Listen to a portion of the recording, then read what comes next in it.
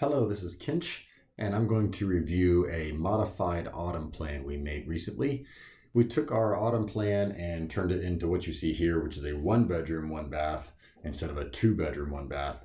That enabled the addition of a pantry, moving the floor plan top to bottom, basically mirroring the plan, as well as moving the master bath and reconfiguring that somewhat.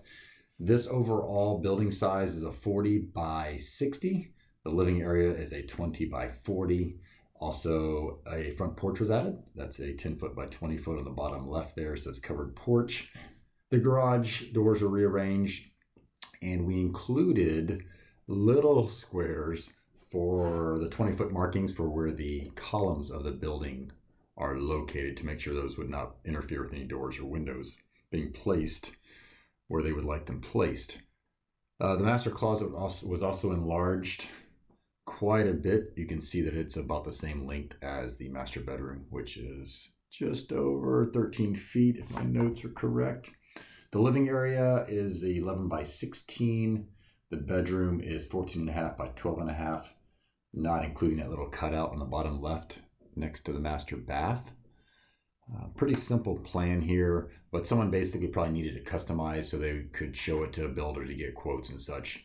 So once again, we mirrored the plan and modified it quite a bit. Let's see the original. This is the original plan. Same overall dimension sizes, no front porch. The garage doors are in different places. And you can tell, if you remember, the living room and bedroom at the bottom and top were flipped. So we call that mirroring top to bottom. Some people also like the plans mirrored left to right. Usually we already have these stock plans mirrored left to right, so that's, if not, it takes us a couple days usually to get that done and back to you.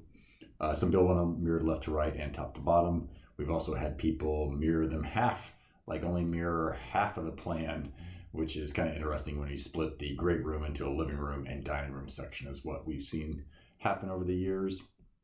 So very similar. Once again, just made those changes. The island also is a bit larger. And when you think about laying out a building like this or a living space like this, you got to think, am I going to have a small eat-in area? Am I going to expand the island so that I can sit there, 2 or 3 people, 4 or 5 people, depending on how large you make that? Where's my TV going? Where's my couch going? For the master bedroom, you could have a door going into the master bath. That just adds one more door from your master that you can't use. So if you wanted to have some furniture right there in that little cutout, that would eliminate that possibility. Here's what the building looks like from the outside if it's finished with metal siding and a metal roof. Some customers have us show a wainscot on the outside. I know, for example, my parents live in a barndominium. The side that's the living side, it's actually siding, like concrete siding, and not metal. And different, if you're actually trying to build in a place with restrictions, you may have to do that. You may have to have some other siding on there. On our website, barndominiumfloorplans.com, we have a lot of floor plans, and then we have different versions of these plans. And we'll also create custom plans. You may be like, nothing, I don't want any of this. I want a 26.5 by 46.5. We can draw something for you. All the pricing is laid out over on the pricing page. We also have quite a bit of information, just things to know about when you're considering building, to make sure that things are done correctly and that you've thought about, hey, is the shop floor to be slightly lower than the home in case water or something spilled? Is the porch concrete slightly lower? Things like that, just to make sure you know ahead of time so you can bring that up with your builder, or if you're going to be the GC, do it yourself. So the pricing's laid out. We have a simple plan called a starter plan. It's a 1-page just to help people get going. And you can upgrade. We'll credit you if you upgrade from a stock to a modified or anything in between. Like, you may come now, buy a plan, and 6 months later say, hey, I want to modify a few of these things because it fits my budget, or I need to downsize it to make it fit my budget to build it.